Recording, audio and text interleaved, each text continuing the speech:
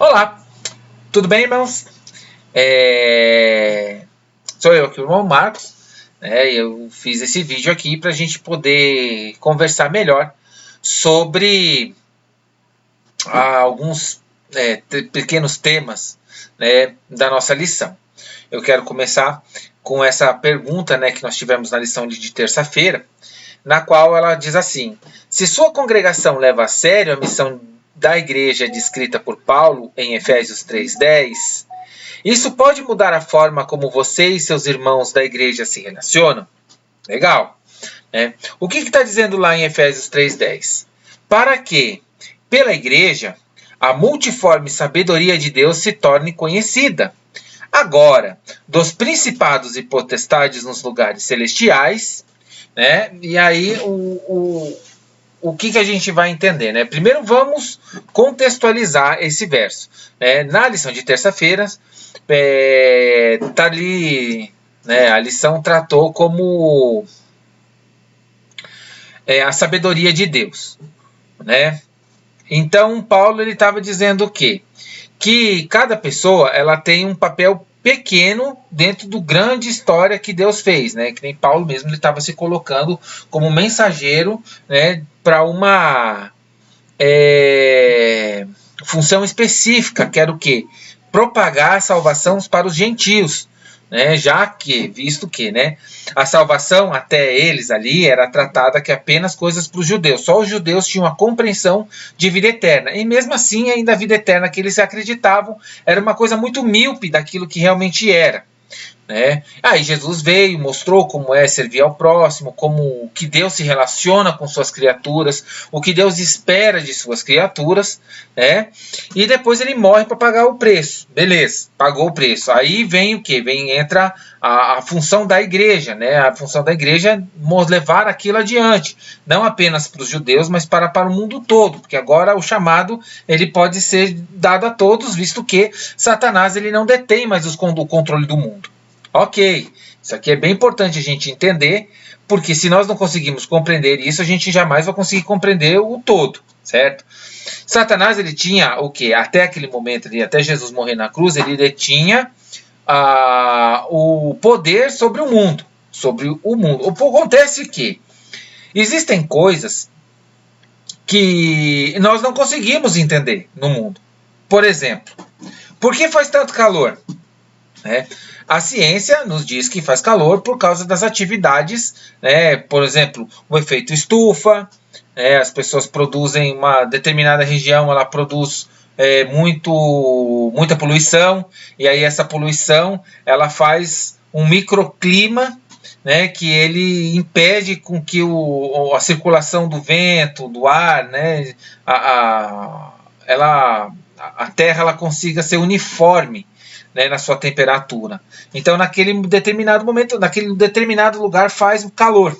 Mas também tem fatores externos, por exemplo, agora com esses monte-aréu de observação ao espaço, né, estão fazendo também estudos do Sol, e eles viram que o Sol também tem tempestades no Sol. Né, e tem algumas explosões que dá no Sol, elas também enviam raios a mais do que deveria enviar, que a radiação do Sol ela não é uniforme, ou seja, ela não vem a mesma quantidade sempre. Às vezes ela vem mais, às vezes ela vem menos, né? A Terra ela filtra conforme ela não consegue se adequar ao tanto, né, de radiação que o Sol manda. Ela praticamente ela filtra um tanto. Vamos dizer assim, o Sol manda 100, a Terra ela filtra 50, chega a 50. Se o Sol mandar 300, a Terra vai filtrar 50, vai vir 250, entendeu? Não vai filtrar mais. Né? E nesses pontos onde já há detrimento também, né, local, a temperatura fica muito maior. Né? Então, isso aqui é para a gente entender, entendeu, como as coisas funcionam. Eu quero colocar assim, um exemplo físico, um exemplo visual, né, aquilo que é cientificamente comprovado.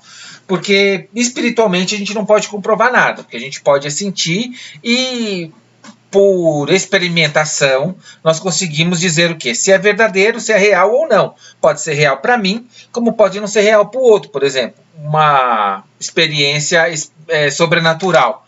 Né? Tem gente que fala, nossa, eu senti Deus. Tem gente que fala, olha, eu não senti nada. Né? Ah, eu senti o Espírito Santo tocando em mim. Eu não senti nada. Então, falando assim, em termos espirituais, né, a comprovação ela tem que ser algo pessoal, não tem como ser. Né? A vivência com Cristo é uma coisa pessoal. A construção de nosso caráter com Jesus para o céu é uma coisa pessoal. Né? Quando Paulo fala assim, quando a lição nos coloca assim, você consegue entender o que isso realmente significa, né? Dentro do contexto mundial, porque espiritualmente nós temos que ter uma experimentação com Deus de vida diária, como se não, nós temos que conseguir compreender a voz de Deus como se fosse de um ser humano, como se nós estivéssemos falando com outro ser humano. Embora nós não conseguimos ver, né, com os olhos, com esses olhos físicos que nós temos, nós conseguimos sentir a presença de Deus através do quê? Através daquilo que Ele diz espiritualmente para a gente. Ah, mas como é que eu vou saber se é Deus mesmo que está dizendo? É aí que entra a Bíblia. Porque tudo que você sentir espiritualmente não pode ir contra aquilo que você vai ler na Bíblia. Fisicamente, né, tem que ir de encontro. As duas coisas têm que se bater, não pode ficar tendo discordâncias. Por exemplo, vai que nem o sonho de Pedro, né, como muita gente usa aí para dizer que Deus liberou comer qualquer tipo de carne. Né? O que estava sendo descrito ali, né? No lençol de Pedro em Atos ali. Estava dizendo, Deus estava dando uma visão para Pedro de que ele deveria pregar o evangelho a todas as pessoas. Né? O contexto diz isso. Né? E por que eu sei que o contexto, essa visão é em cima desse contexto, do contexto ali de que estava trazendo, né? Que Paulo estava tentando pregar para o povo e Pedro estava brigando com Paulo de que ele não deveria ficar pregando o evangelho para todo mundo. E aí Deus vai lá dar visão para Pedro, que é para pregar sim para todo mundo. E como é que eu sei que é isso mesmo? Ora, porque em Levíticos ali temos as leis, né, sobre aquilo que podemos comer, sobre os animais limpos e os animais impuros. Ali sim é uma dieta, né, uma dieta para que a gente possa conservar, né, o nosso corpo físico. Então uma coisa é uma coisa. Né? E assim a gente consegue distinguir, né, daquilo do que é apenas uma ilusão de Satanás ou que realmente é algo que é dito por Deus. Por que eu digo ilusão de Satanás? Porque aí no final ali do texto diz o quê? Sobre as principados e potestades nas regiões celestiais.